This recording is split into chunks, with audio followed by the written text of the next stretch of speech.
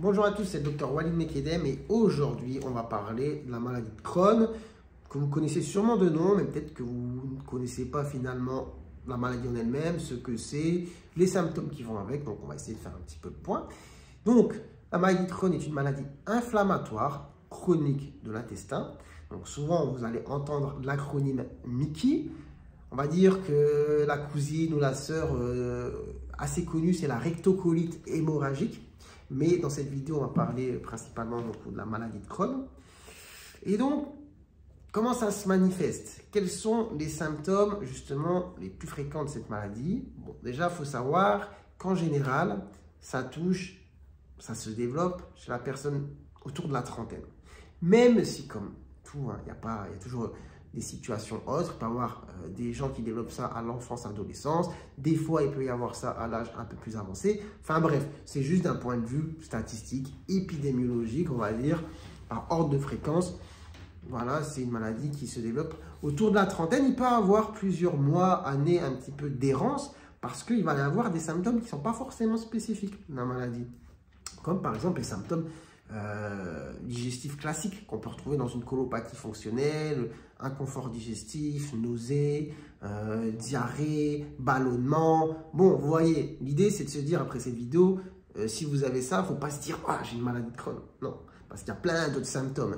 Mais effectivement, comme on reste sur une maladie digestive, on peut avoir les symptômes de base de tous les problèmes digestifs qui ne sont pas forcément spécifiques de la maladie, mais qu'on peut retrouver. Donc voilà, ces symptômes-là, d'inconfort digestif, flatulence, ventre gonflé, nausées, tout ça, d'accord? Maintenant, dans les symptômes, on va dire un petit peu plus spécifiques, eh bien, c'est par exemple les diarrhées. Donc les diarrhées qui peuvent être glérosanglantes.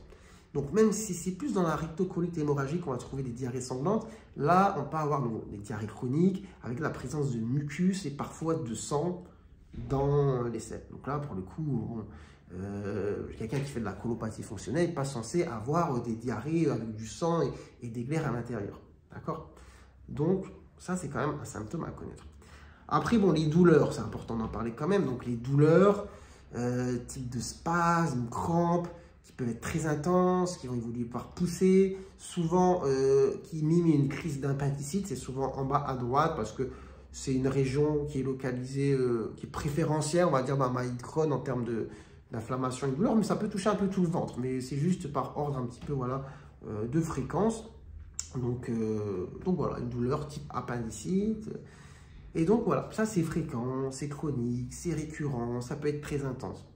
On n'est pas juste sur de la gêne abdominale, là je parle de vraies douleurs.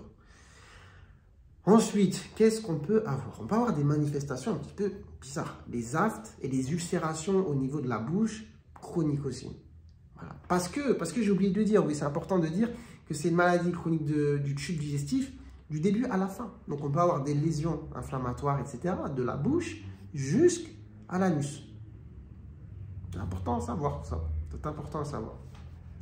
Donc après, on peut avoir aussi quelque chose qui est important, hein, qui marque, c'est l'amaigrissement. Donc si vous perdez plusieurs kilos voilà, de manière inexpliquée, c'est pas normal. C'est pas spécifique de la maladie de Crohn parce qu'on peut retrouver ça dans d'autres maladies. Mais ça vous fait penser, par exemple, si vous avez des douleurs digestives chroniques, qu'on n'est pas sur quelque chose type colopathie fonctionnelle potentiellement. D'accord? Un amaigrissement avec, par exemple, de la malnutrition, des carences nutritionnelles liées à des phénomènes de mauvaise absorption au niveau du tube digestif parce que c'est le feu. Voilà. C'est le feu au niveau de l'intestin. Donc voilà. Après que dire? Eh bien, on peut avoir évidemment l'asthénie, donc altération de l'état général, grosse fatigue. Ça, c'est pas très spécifique de la maladie, mais dans toutes les maladies importantes, on va quand même en général avoir ce symptôme. Donc, c'est déjà pas mal, c'est déjà pas mal. Après, petits symptômes un petit peu à avoir en tête, d'accord? Faut pas non plus paniquer, mais j'ai déjà fait une vidéo d'ailleurs, je pense qu'elle a très bien marché sur les acrocordons. Vous voyez, les acrocordons, c'est les petites boules de chair un petit peu marron, millimétriques, souvent qui pendent au niveau du cou, au niveau des aisselles. Eh bien, si vous avez ça au niveau de la marge anale, des fois, c'est un symptôme qu'on peut retrouver justement dans la maladie de Crohn.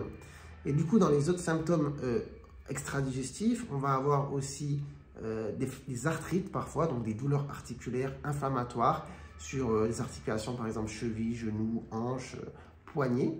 Et puis on peut avoir des fois des atteintes oculaires, ce qu'on appelle une uvéite, qui est un œil rouge, douloureux, avec une baisse de la vision. Donc ça peut être quelque chose. Et puis voilà, c'est déjà pas mal. Ça fait beaucoup de symptômes, hein. Donc vous voyez, il y a beaucoup de choses quand même à retenir. Et après, malheureusement, du coup, la maladie, des fois, peut se compliquer, du coup, par des abcès, par ce qu'on appelle des fistules, par des occlusions intestinales. Donc l'idée, c'est quand on traite la maladie, de traiter l'inflammation, d'accord, soit avec des corticoïdes, ou du coup, maintenant, on utilise aussi donc, des biothérapies qui sont à base d'anticorps pour le traitement, on va dire, de la maladie. Mais là, je ne vais pas entrer forcément en détail dans le traitement, d'accord? L'idée, c'était vraiment de vous donner des éléments pour comprendre un petit peu la maladie et comprendre les symptômes les plus fréquents. Quel est le facteur environnemental très important qui aggrave la maladie? C'est le tabac. Le tabac, vraiment, sur cette maladie, c'est pas bon du tout. Donc, vraiment, c'est un truc à avoir en tête. Donc voilà, j'espère que vous aurez appris des choses, que cette vidéo vous aura été utile. Si c'est le cas, n'hésitez pas à la liker, à vous abonner. Et sur ce, moi, je vous dis à très bientôt, je l'espère, pour de nouvelles vidéos. Prenez soin de vous, prenez soin de votre santé. Ciao, ciao.